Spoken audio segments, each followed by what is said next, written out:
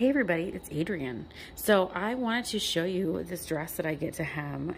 Isn't she a stunner? I absolutely love this ribbon rosette type of fabric. And this is a dress that we don't see too often anymore, so I wanted to show how this hem actually works. So let's take a close look here. This is the hem from the manufacturer. You can see it's got a little rolled edge, and then it has some blank space before the actual ribbon is sewn onto the dress. Now this particular ribbon is a bias cut, let's see here, it's gonna be like a little organza type of fabric. It's really, really pretty over the course of this. There's a few little spots I'm gonna be repairing that are kind of like over pulled, so you can really see the bias there. You can see how it's all coming loose. Now, when you hem this, how do you replicate the exact same finish over here? I know everybody's gonna be like, why don't you hem it at the waist?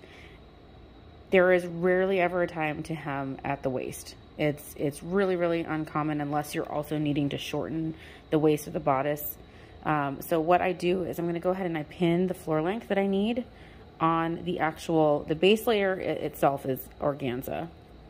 And then, like I said, this top layer here is kind of a cross between an organza and a chiffon. It's not totally like a soft chiffon either, but I'm gonna mark the hem with the length that I need the organza to be. And my very first step before I can start sewing is to peel off. I need to go through and pick off any of these ribbons that are in the way. And like this one here is going to be gone completely. He'll just be edited totally off. And then some of these, you'll need to like wrap. Like, where does he go? So you'll have to decide where this piece will terminate to leave a sheer border at the bottom. So we'll start by kind of balding this edge a little bit, and then we'll be able to see how we want to either wrap. This one I'm going to be replacing altogether because it's right at the bottom. I might as well.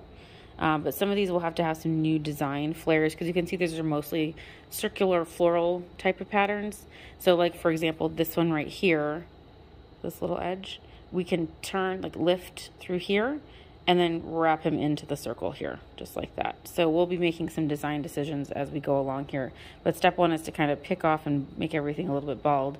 And then we can actually sew our organza, like standard double rolled hem, and then make those design decisions, putting the actual ribbon back on. Okay, so I'm at the sewing machine now with this, and you can see I'm in progress. And I went ahead and started my first line of stitching on the rolled hem portion, and I'm just peeling away anything that's near the edge and letting it dangle for now. So I'll make those design decisions later about where those pieces need to end. This one just needed to get, it was a little further down. That one will need to get squished up. And I'm just kind of clearing the path as I go to get my stitch line in, and then peeling just what's necessary. I don't want to be doing too much picking because like I can leave all of that there because that's going to get cut off. Does that make sense? It looks like a lot when you're working on it. All right, and this is the finished look. Got our little empty space all around, and we've got all our little motifs wrapped up, and then it just matches how the manufacturer finished it. There we go. Well, I hope that was helpful. Like I said, this fabric, I haven't seen it a lot in the last recent years, but I feel like it's helpful to see just in case it pops back up again. So yeah, that's how to hem this rosette fabric for a bridal hem.